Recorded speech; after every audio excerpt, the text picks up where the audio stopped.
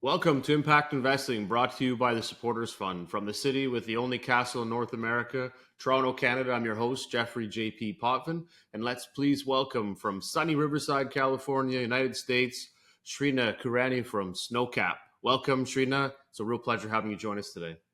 Thank you so much for having me, Jeff. I really appreciate it and appreciate all the work you're doing to talk about all of the world of impact investing. I love it. Well, I'm excited because to get the opportunity to chat with you and share a bit of your story. And the reason really dives down to it is that I don't think I've actually got to interview a person that went for Congress. And that to me is exciting. But more exciting is the way you took what you did in working in approaching Congress. And that's what I want to dive into because one, you're an entrepreneur. Two, you invest in companies. And three, you have that same mindset of an entrepreneur and how you approach Congress. And that's pretty cool because I could tell you every day I look at how people operate in big government and I think, why do they not think like entrepreneurs? Why don't they shape everything they do around thinking like they're going to die tomorrow if they don't work this better or they don't find better money or find cleaner ways to do things? And I think you probably found that entire approach. And maybe somewhere we got to print this into a big presentation or a book or something. But I'd be excited to explore this. But the way we like to start our show off before we do is we want to hear all about you. So if you could share one thing about you that nobody would know, and then dive a bit into your background from the education all the way forward, and we'll go from there. Of course. Yeah. Well, let's see. Something that people wouldn't know. I think the biggest one might be when it sort of combines my passion for music and dance and the time that I've spent abroad. When I was doing my master's in Lund, Sweden, which is in southern Sweden, I actually got involved with a lot of different organizations that were putting together and trying to bring forth amazing artists and local artists, and especially female artists. And I actually ran an underground hip hop club in southern Sweden. So I think it's not exactly a secret, but I don't think it's something that a lot of people know about me. I think it's actually a good place to start with my background as well. So my background's as a mechanical engineer. I'm born and raised in Riverside, California, and initially got my career started looking at how to make things work better. That's always been something that I've been interested in, is like taking a problem, like, okay, this doesn't really make sense. Why do we do it this way? How do we make this work better? So my first engineering project was actually with NASA, working on a lunar outpost to be able to create a shirt sleeve environment. So that was my first thing. I was like, okay, how do we make it so that people can actually hang out on the moon for extended periods of time and do research? I realized that I wanted to work on problems a little bit closer to home. And so I was actually working on energy efficiency for Southern California, trying to get large natural gas customers for anywhere from Chipotle's, right, on the commercial side, all the way through to large manufacturers to actually move off of natural gas and to electrify.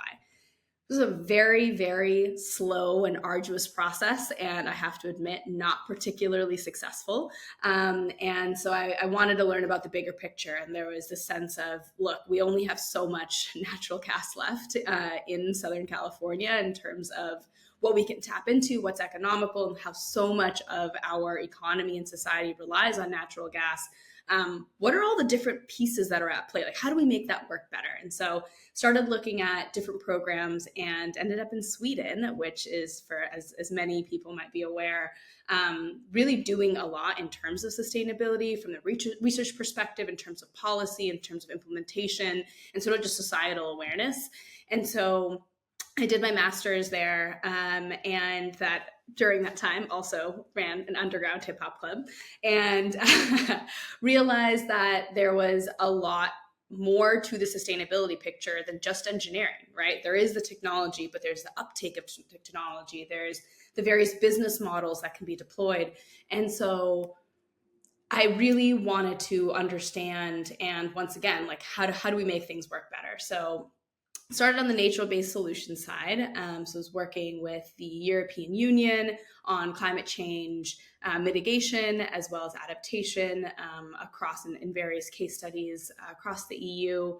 And as someone in your early 20s, while I, as you shared earlier, while I did end up running for Congress a couple or last cycle, at that time, working in government is not exactly the most exciting thing. And so I got bitten by the entrepreneurial bug, started a couple of companies, started deploying my engineering background to actually solving these problems, and ended up helping build a couple of companies, most of which failed, but the last one we were able to sell. And that's when I got into the investing side. So that's sort of been my journey as, as an engineer, sort of trying to apply that as a founder.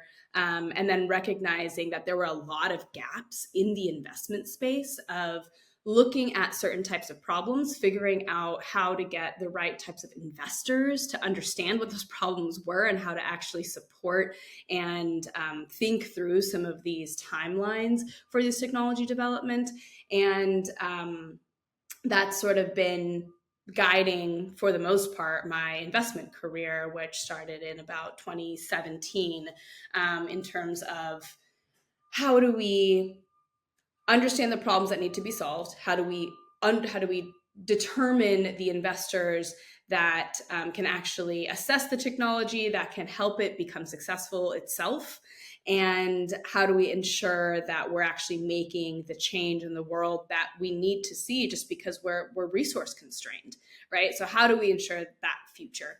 And how do we do that from a technology and an investment perspective? So spent the past few years working on the sustainability thesis for a fund out of the Bay Area called Better Ventures. Went on to build out an investment platform with Republic to help democratize access to entrepreneurship and capital investing as well. And that's ultimately what brought me to running for Congress. I was working quite a bit on the not quite the policy side, but sort of understanding and interpreting the regulations around investing, and sort of who was able to invest, who was able to raise capital in certain ways, and recognizing that there was a lack of understanding, to be frank, of what was needed when it pertains to technology, when it pertains to the future of our economy and how our financial system operates and who has access to it.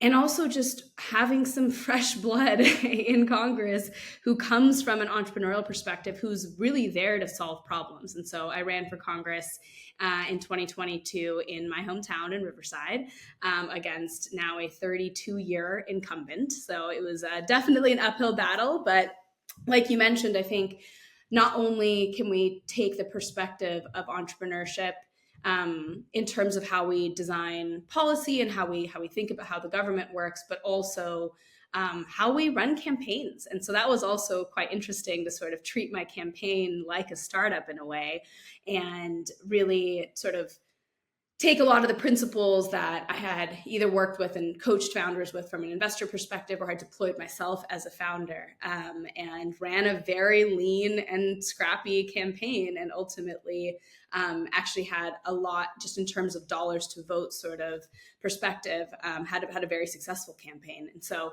I think there is a lot to be learned from not just throwing money at things and how to make things work better, both from a campaign finance perspective, from a technology perspective, from sort of across the board. Fortunately, didn't make it through the election, and after actually the day after the election, one of the partners at Snowcap has been a dear friend of mine for many years. Gave me a call and he's like, "Hey, look, I'm really sorry to hear about the election, but what are you doing next?" And so Snowcap was born. So I'm sure we'll dig into that a little bit later, but focused on early stage deep tech climate technologies, and really trying to sort of close the gap in terms of the types of technologies that I think need to exist, that already do exist, but investors just don't understand, and how to really commercialize those technologies, so that we can utilize them in our day-to-day life, from an infrastructure perspective all the way through to sort of everyone's day-to-day, your food, your water, the roads you drive on, the ideally not having to drive at all, right? Like, what are the different ways that we can implement new technology to sort of make our lives better and also address the climate crisis? That's amazing. I love it how you went through and kind of gave this great overview of all of the things that you've kind of been part of, from building companies, as you mentioned, a failed few, but also selling a company to then going and running projects and diving into NASA. So there's lots to unpack there. And I'm going to take just call it a step back, because I think maybe you could share a little bit more of when you started to do this project for NASA, because I think your engineering side really helps you better kind of understand how to break something apart and really refine it down to what is the main problem you're trying to solve. And I think a lot of startups tend to have this, as I would always classify, when you go into a football match, there's a million doors, a million seats. Well, maybe not a million, probably 50 to 100,000.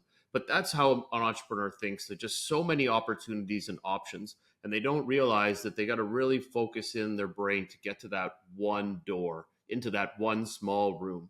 And how do I get in there? Because that's where all the corporate people are. They figured out how to get hyper focused and solve a problem, make money off that one solution.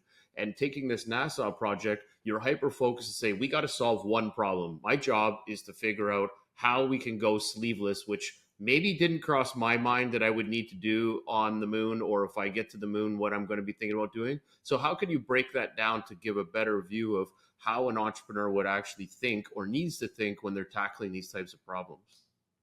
Yeah, that's a great point. And I think a big part of how you can use the engineering sort of systems thinking approach, where, of course, you're breaking things down to every sort of minuscule component, and you're trying to make sure that every aspect has the redundancy that's required, but is not overly redundant, that has the tolerances that it needs, that things work and can work well, but don't have to only work one way, because if something fails, then there's sort of no way out, right? And I think that aspect of sort of designing from an engineering perspective is really powerful. But what's also really interesting is that from the engineering sort of viewpoint, you also have to take the entire system into account. And I think space is a really interesting one when we're talking about what's called a shirt sleeve environment for this lunar outpost. It literally means, like, so you can hang out in a shirt sleeve, right? So you can just be comfortable, the temperature's comfortable, you're in an environment that allows you to effectively feel like, maybe not quite like you're on Earth, but at least that you're fairly comfortable, right? And so I think there's a lot of lessons to be learned from what are those environmental constraints that you need to take into account, which ones matter and which ones don't matter, right? And so what are the things, if you're a user facing company, what are the things that your users expect? What are the things that they think they need, but they don't actually need? And what are the things that you want to deliver? And what is the value that you want to create from? What is the problem that you're ultimately solving for them? And so I think from that larger systems perspective of what are your actual constraints, if you're looking at that entire stadium, are you realistically looking at the seats? Are you looking at the field? Are you looking at the temperature inside of the stadium? Are you looking at sound levels inside the stadium? Right? There's so many different factors to consider. And so understanding what your particular constraints are for the problem that you're trying to solve, I think is one of the most fundamental aspects of entrepreneurship, is designing your own constraints, because so much of entrepreneurship is around ideation, it's around innovation, it's breaking down those walls, it's breaking down some of those predispositions that we have towards the way things should work. And so you have to really be able to distinguish what is important, what is important for my user, what is important for this problem that I'm trying to solve, what is my scope, and what's actually important. And those are the ways that you can ultimately become laser focused, is by being able to ideate within constraints. Brilliant. So to paraphrase some of that, if in a way we're over engineering everything that we're doing, and what you're doing is you're kind of saying, here's our focus. We've chosen the line of focus, which is comfort. And someone might come to you and say, well, how do we get there? Shouldn't we just be happy we're there now and that I can wear a suit? I don't care if I'm wearing a snowsuit with a helmet. I'm just on the moon. This is cool. Let's just leave it at that. And your goal is to say, yeah, someone else is doing that job, or someone else is focused on that. Someone else is focused on the equipment you're going to wear. Someone's going to focus on how we get to the moon. And all of these other pieces are broken down. They're already focused on our focus is how do we make you comfortable as a user once you're on the moon, once everything's functional. Our job is to figure out how the rest of those elements will line up to maybe your experience on Earth. And in order for us to do that, we have to take many layers back because, again, as you mentioned, different atmospheres, all these different pieces all tie in, but they're all effective of that one moment that you're trying to solve. And if you're working on the startup side, it's trying to get them to realize that there's a million pieces to their business, and they have to really hyper focus on what is the change that people are willing to pay for and willing to accept and want. And that's why they're going to come to your business. And if you can't isolate that and build it out and really build something that has all of the backups and protecting itself from IP and everything else so that they don't fail, you're going to end up just having this big convoluted mess that nobody can understand or have any interest to participate in. Exactly. And there's so many different pathways there, right? You can focus on so many of the different elements, but you have to determine what you want to focus on. What is it that you think customers are willing to pay for? What is it that is their true pain point? That is the problem you're trying to solve for. And then you can go crazy, right? And then you can think of all the different ideas. You can get excited. You can come up with all the crazy ideas. But first, you have to determine what those parameters are for which you're actually solving. Oh, that's awesome. Almost everybody should have to go work at NASA then, I think, so that they can get their engineering minds on how to focus and how to really build something that's going to fit into a market, because it's so important for a startup to survive is that they're solving a problem or they're breaking down a problem so that other people can say, wait a second, what are things changing to? Like today I was listening to a podcast where they're talking about the shift from alcohol to non-alcoholic drinks and how restaurants and everybody have to make this shift. If they're not envisioning the shift, they're not going to be able to accommodate all of these different people. If they're not focused on what can be a new paradigm that's going to happen, can I just build a lot of non-alcoholic drinks and build a shop that just focuses on that? And if that's my focus, then I should be able to come up with the best solution and keep working with my customers, iterating on that to get to the right focus. Yeah, that's right. So in taking kind of what you're doing at the NASA and understanding on the engineering side. And again, engineering brains are amazing because they do have to modularize everything and break everything down. You started to move into your own businesses and started to build those out. Did you find as you were progressing through entrepreneurship and as you said, taking that chance and doing things as an entrepreneur, did you start to find that you're falling back to what you've already learned through schooling and through obviously working at NASA and other places? Did you start seeing that this became easier and I know how to do this. I'll just whip this business together and we need to focus on this area. Did you find yourself stumbling? How did that process work over the first few businesses that you mentioned that you failed? What were the main learnings that you gained from that you would say, please pay attention to these top 5 things because they're going to help you stop before you fail and help you get out without losing your shirt? Yeah, it was a huge learning curve in so many different ways. And I think I don't think I'll ever be able to say that entrepreneurship is easy or it comes sort of naturally in the sense that you can just take one skill set and immediately figure out all these other things you need to do in entrepreneurship, because so much of being an entrepreneur and starting a company is, of course, at its core, all the things we just talked about, right? Like identifying the problem, figuring out the solution, understanding what those parameters are. But there's so much more than that. And there is team. And I think that is one of the biggest learnings for me is when you're working on an engineering project, your scope is defined. It's understanding just how to do it better, and not saying that it's easy to be an engineer either and to come up with that best solution.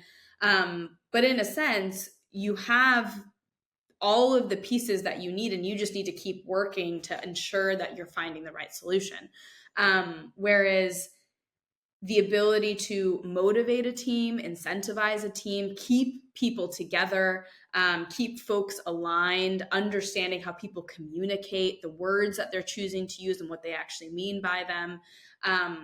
That was an aspect that I think I completely underestimated, was the importance of the people around you sharing the same vision, but not necessarily the same mindset, and being able to really bring their diverse perspectives together to ultimately design the best company possible. But there were, I think it's all of the things aside from the actual engineering, aside from the problem solving, aside from all of those things that can be broken down. And it's understanding market conditions, right? It's trying to figure out how to make something that you're building palatable to an investor, so that way they understand what they're investing in, so that way they see the opportunity, but then also your ability to communicate that, both to the people that are working with you, but then also in potential investors. And so I think, yes, in some ways, I think having an engineering mindset is incredibly helpful for so many different things. Just the ability to have that systems thinking perspective, to be able to break things down, to be able to focus. But I also think that ultimately that is a framework, that is the skeleton for which you need to add all of these other pieces around, and it's not quite enough. So I would say my biggest takeaway from the first two companies in particular were to really emphasize who you're working alongside and how you're able to complement each other's skill sets.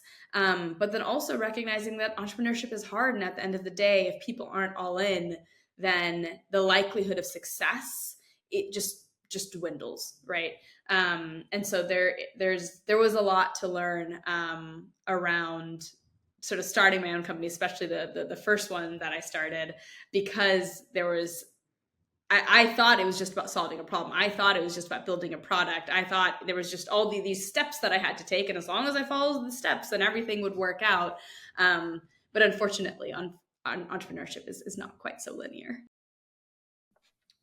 I totally agree with that. As an engineer brain, I just figured that if I build something great, they'll come and I won't have to worry about all of the other pieces. And I agree that the communication side and team is huge.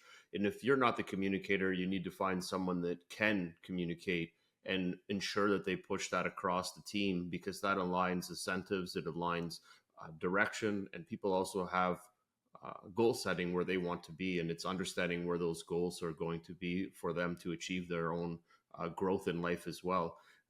So now you've kind of taken these great learnings and shaped them into your next company, which you ended up selling.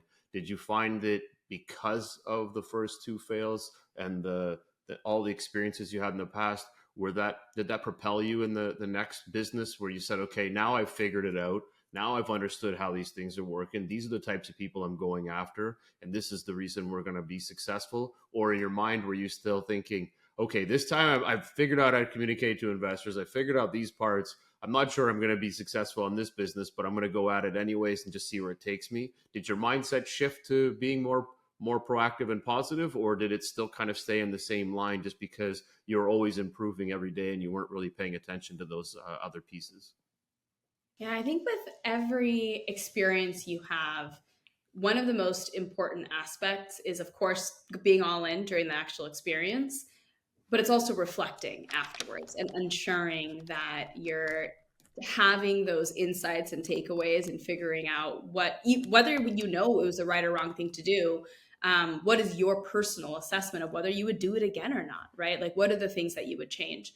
And so that's actually an area I would really credit my brother. So the last company was actually one that I was building with him, and he had actually an incredible sort of clarity of vision that he was able to communicate incredibly well, and then being able to sort of piece together the right team for the company, and ensuring that we're sort of picking up all of those lessons. But I will say that not to say that I've always done things better, but I think it's incredibly important to sort of take that time to reflect and understand um, what went wrong from your perspective. Like, do your post-mortem analysis and figure out, how would you change things going forward. And I think it's not about being right or wrong. It's more about um, taking the time to understand how you would change and sort of pausing in that moment to sort of figure out what that next step is. So I guess to sort of answer your question, I think it's a little bit of both, in the sense that there's the daily grind. There's, I'm throwing myself into this, and in some sense, I'm not picking my head up for air, but also building in those moments where, as even if it's at the end of an experience, to at least then sort of take a step back and breathe, for one, appreciate everything that you've been through and have gratitude for that experience, and then also reflect on, well, what would I change? What are the things that I wouldn't do again? It's something that I think about a lot with my campaign, where people often ask, like, what would you do differently next time? And there's, in one hand, a lot of things that I would do differently, but on the other side, there's a lot of things that I wouldn't really change, because I was authentic to who I was. I ran the campaign the way that I wanted to. I didn't necessarily compromise my values, and so some of those fundamental pieces will remain. There's a lot that I learned, of course, and that being a second time candidate versus being a first time candidate is a very different experience. It's very similar to being a second time or repeat founder versus your first time starting a company. But I think that taking that opportunity to be grateful for the experience you just had, but then also really reflecting on what aspects will remain, what are core to you, and that you won't change, even if you think that there's a better path, versus what are the things that you think you can actually improve on and want to improve on. I like that. And there's a couple of lines that you said that are brilliant. Well, all of it's brilliant, but these ones in particular, all in. I think it makes such a big difference when you're all in anything you do, because you have the potential to fail at any moment. And I think that is what drives people to really work a little extra hard, focus a little more, and do a little bit differently each time, because they're all in. So I really like the fact that you emphasize, that reflecting on, I'm all in, I've got to do these things. And the other one was, would you do it again?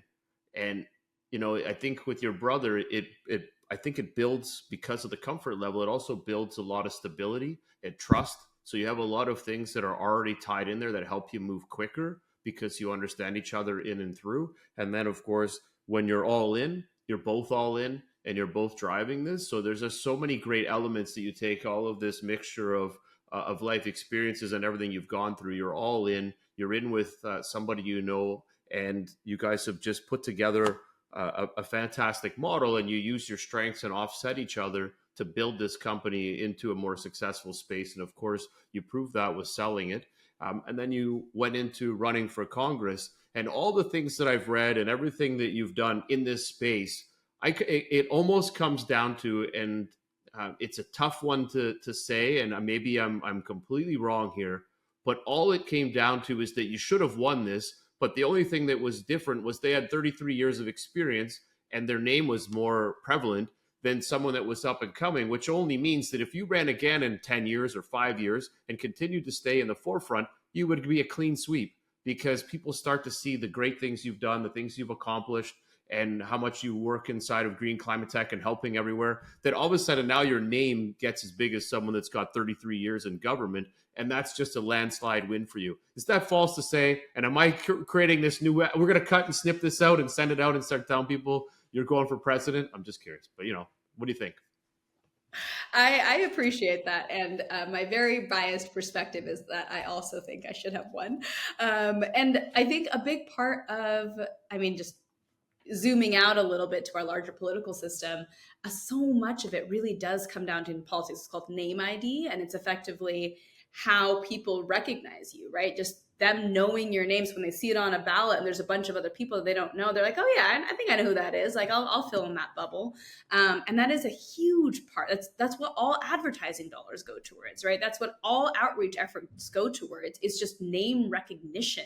So that way, when they see your name on a ballot, they're willing to vote for you. And so I think you hit the nail on the head in terms of the fundamental aspect of really winning an election is just making sure that people know who you are. So I'm hoping, Jeff, that this podcast is going to blow me up into being the next pick candidate. But Done. We're going to have to so focus on that one, but I love it. a little bit of homework that I have for you. But anyways, I do think that is fundamentally an aspect of running for office, is just making sure that people know who you are. And that can either be very time intensive. It can be very expensive if you end up going the advertising route. And I think if people understand the sort of weight of building a brand, especially in modern politics, especially with social media, I think there is a lot of opportunity for people who have not been sitting in Congress for 32 years to really have a shot at those seats. Agreed. And I think too that there's a lot of value in how you focused on community and community building, going out to local businesses and solutions that they were bringing. I think a lot of these things changed the element of how people view entrepreneurship, how they view their potential congressperson that's going to be running for office and how they're going to be taken care of.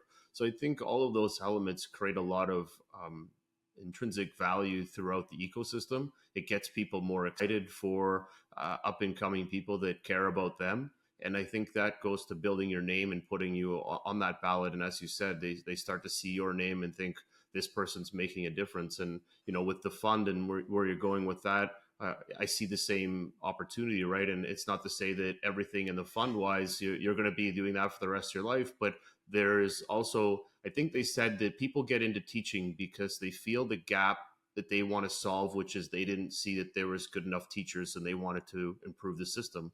So it sounds like, and very few people take the risk to become a Congress woman or anybody because it's a tough field, as you mentioned. So it almost sounds like you're building your way into something bigger. You don't know where that's going to be, of course, but it sounds like all the things you're doing in a planetary perspective, in your own community, that all of these are build-ups to something different, and who knows where that be in the next few years. But now today with your fund, maybe you can share a bit more about what that build-up has been, because as you mentioned, when it didn't work out, you got the phone call and decided to build Snowcap, which is pretty exciting. And I think this keeps you in the forefront of not just in Riverside, but of course, more globally across the United States as well.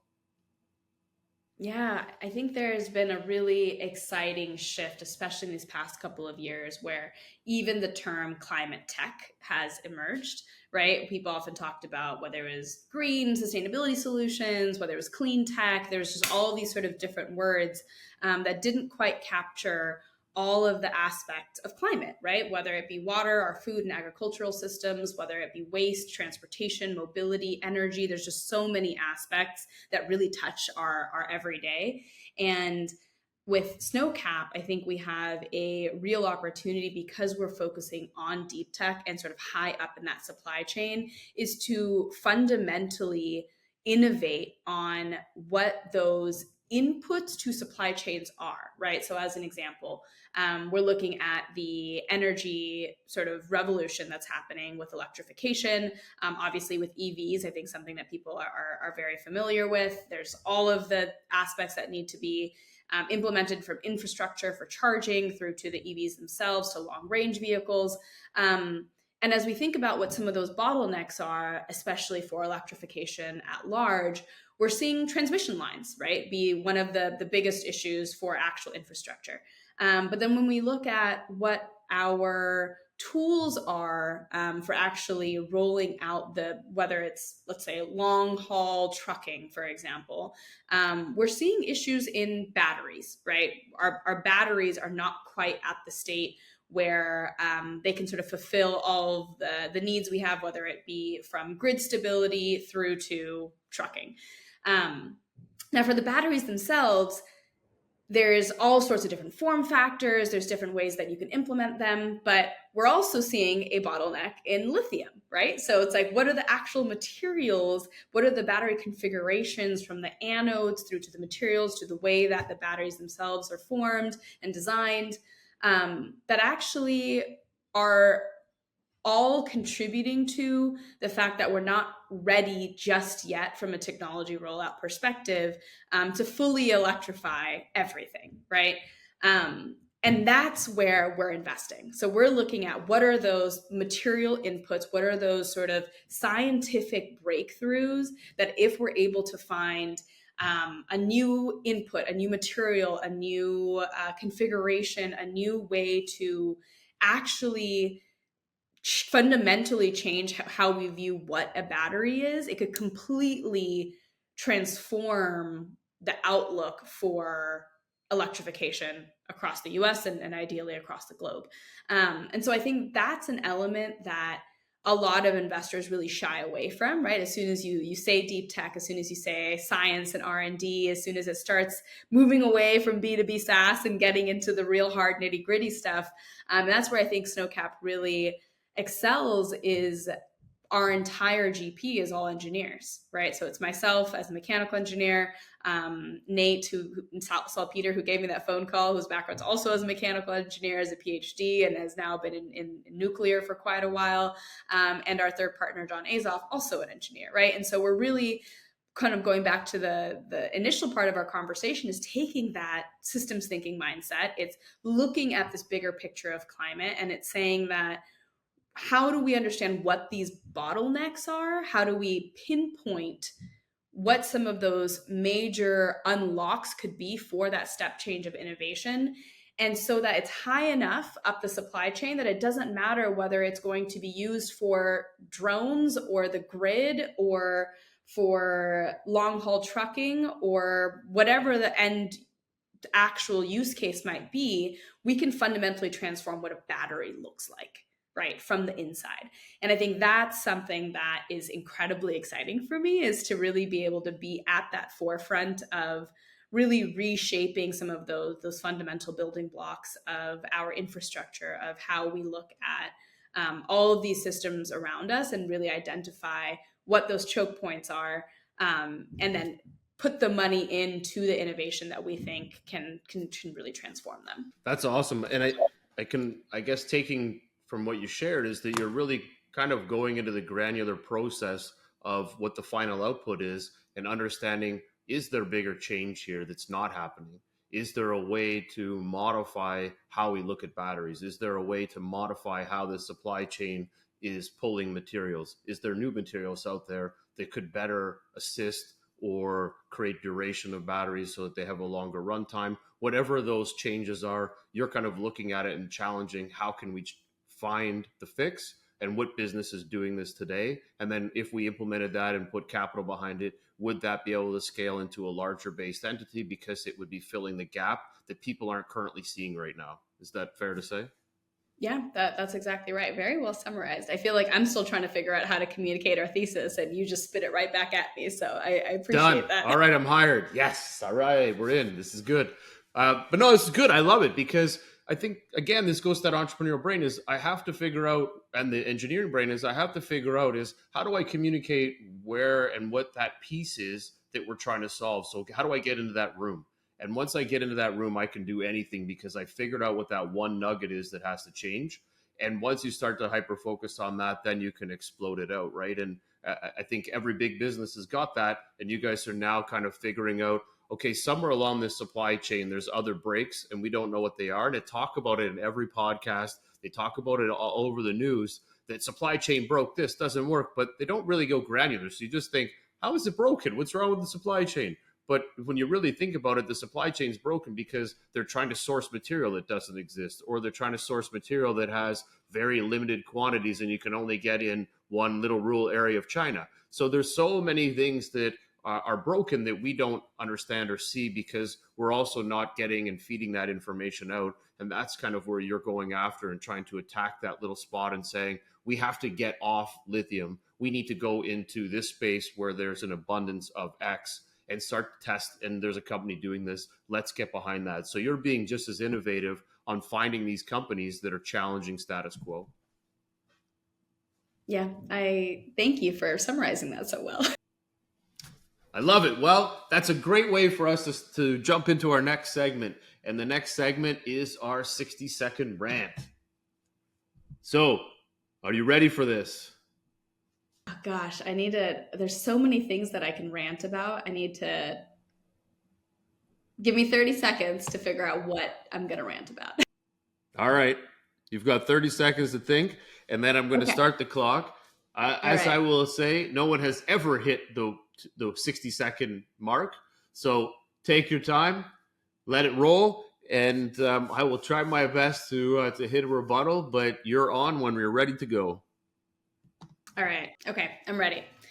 I think one of the fundamental pieces that we've been talking about a lot is the engineering mindset. It's entrepreneurship, it's government and policy, and how all of these different things play together. And I think one of the things that I think is so fundamentally important for people to understand is the importance of the engineering mindset and entrepreneurship, but also how government by design has an opportunity to provide that stability, to provide that trust, and not necessarily move as quickly as entrepreneurship can. And I think that is one of the most important aspects of when we talk about public-private partnerships, about the role of government, the role of private sector, is to figure out what that interplay actually is. What are the spaces where government can build those transmission lines, where government can really come in and build that foundational infrastructure, but then private sector can come in and actually move quickly. It can break things because it's not building transmission lines. It's not building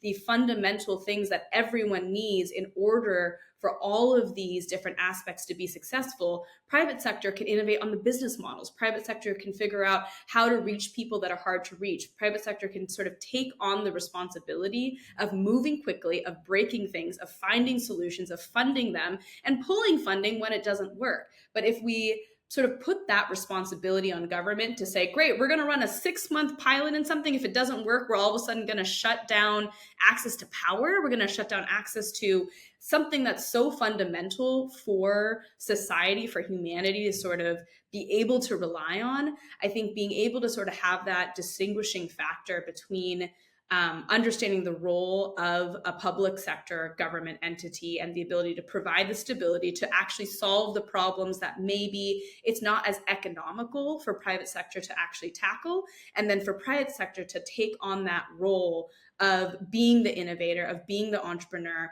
of moving quickly and being able to roll out those very quick pilots, of being able to roll out small scale projects on top of that fundamental infrastructure that the government has provided for. So I think the importance of public-private and those two working together and each understanding the other's role and allowing both to actually do what they do best in terms of providing that underlying fundamental structural stability and access to baseline resources, and then also allowing innovation to thrive and to build on top of those fundamental needs and sort of fill out all of the different, whether it's fringe, whether it's comfort, whether it's all the different use cases that we want to continue to be able to have access to, but don't necessarily have to rely on the government for each and every one of those things. So, end rant.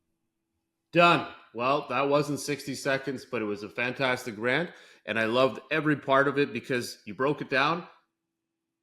You hit a lot of points that I 100% agree that there is a better way to work with government and business. I'm going to counter with, I find the issue though is that if you give too much leeway to the government takes too much control and screws it up, because the government doesn't understand the direction of innovation that a founder is trying to take. Rules and regulations are in to control these aspects. So how do you set it up and impose that government takes on the first chunk of the test, meaning that they support it? Big corporations find the way to make money, but they can't steal the IP, meaning that you have a lot of young entrepreneur businesses that come into this space. They try to get into some testing, and big corporations start pulling and taking this new innovation before it's been patented, and then they walk away with all the dollars and they allow the startup to fail, or they allow the startup to lose out on this. How do you protect these systems so that when the startup comes into the space, the government offers a safe zone for them to come in and run small pilots so they can get this technology out?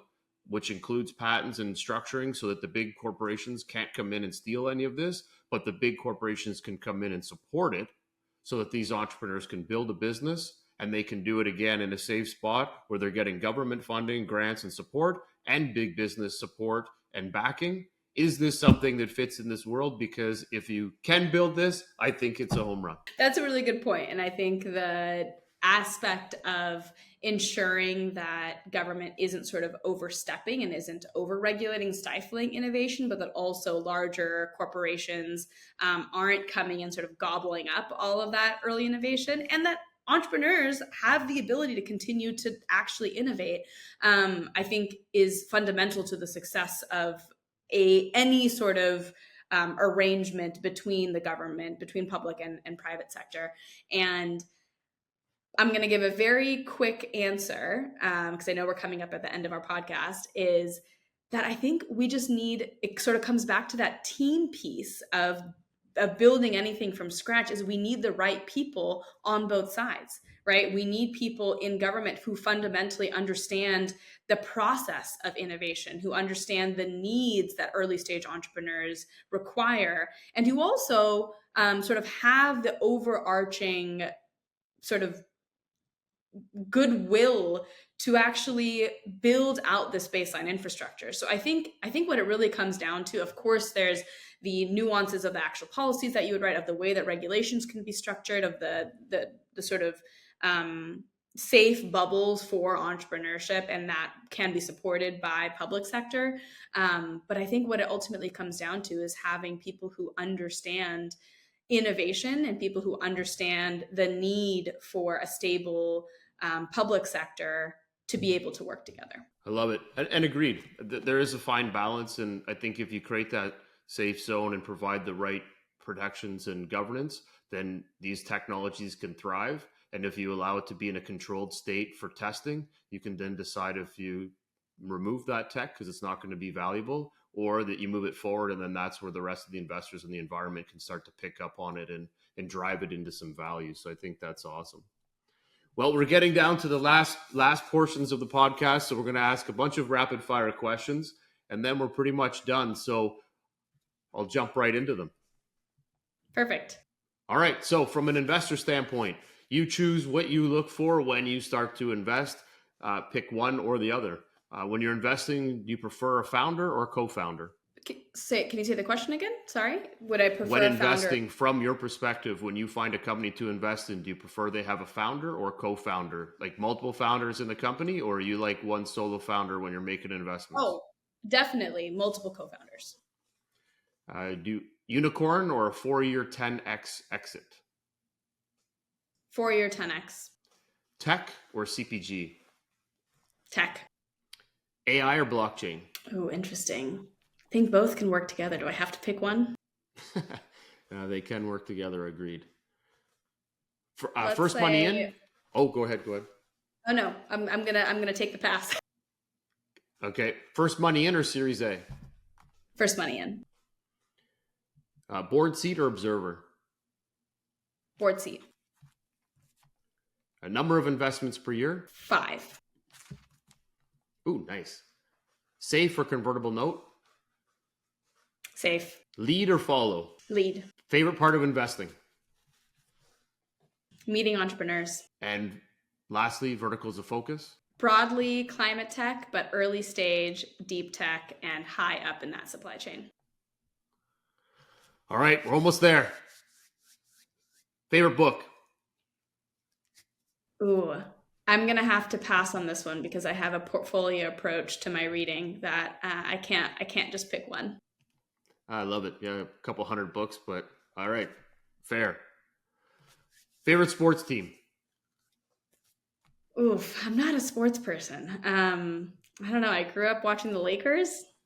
I guess the Lakers. Of course, Lakers rock. Well, it's only because they've been in the movies a lot too. Favorite movie and what character would you play? Oof. Okay, I'm going to have to pass on this one as well. I'm not a big movie watcher, to be honest. So. All right.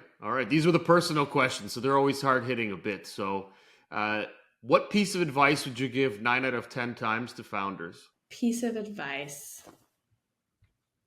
Be all in. I like it. Who is your hero, mentor, and why? Have to say, my brother, someone that I look up to, and is incredible to have someone to be able to go through life with and continue to look up to. Awesome. And lastly, what is your superpower? Positivity. I think there's a lot of things to be solved in this world and a lot of problems, but we have to believe that we can solve them. I love it. Brilliant. Well, this comes to the end of our show. And I want to say, Shrina, it was a real pleasure getting to dive into all of the things that you've done. It's been fantastic to learn more about yourself and what you guys are working on today. And the way we like to end our show is we like to give you the last word. So anything you want to share to the investor community, to startups, to anybody out there in the community, I turn it over to you. And please share how people can get a hold of you. But again, I want to thank you very much for sharing. It was fantastic learning. Thank you so much, Jeff, for having me.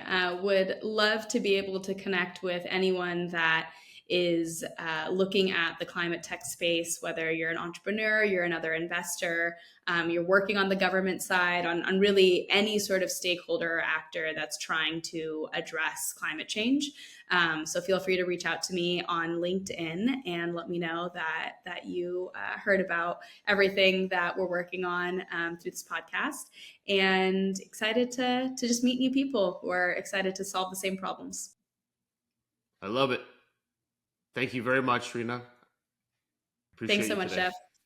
All right, take care. Shrina shared some fantastic insights on building companies, working for the government, lots of great things, and we touched on a bunch of them. And I really liked how talked about how you can get into democratizing things, figuring out how you can run things like a startup, hyper focused, mean and lean. Lots of great things around that side of it. And of course, you talked a lot about the right team and the right people that you're working with. How do you motivate? How do you incentivize? How do you get on the same vision? Things are going to be a little bit different, but you have to be going in the same direction. So I guess all in was another big one, as she mentioned, all about how do you make sure that you're going after everything you want and you're doing it on your time and doing it with everything in. Another part we didn't talk too much about, which was the post-mortem. And, Shrina did mention that you got to kind of look back on the things that you've done, test them, figure out what the outcome is, and then move forward, which sounds like sometimes you need to take a breath and say, did this work? Why didn't this work? And then take sight, build your KPIs so that the next project or the next implementation you do, you've got those insights to improve on. And this way you have metrics that you can keep improving on everything that you're building up inside of your business. And lastly, focus. I think focus is a big one. It really does. Talked about it from the engineering brain and working at NASA. She really did talk a lot about how do I get into that room? How do I figure out exactly what I'm building in that granular spot? Is it solving a real problem? And then from there, I think you're going to be able to find a lot more structured and easier way to operate. So thank you for joining us today. If you enjoyed this conversation, please feel free to share with your friends, subscribe to our YouTube channel, or please follow us on Spotify, Amazon, or Apple. You can find us on all social platforms, including LinkedIn at Supporters Fund. Your support and comments are truly appreciated. Please visit us at supportersfund.com or startup events at openpeoplenetwork.com. Thank you and have a fantastic day.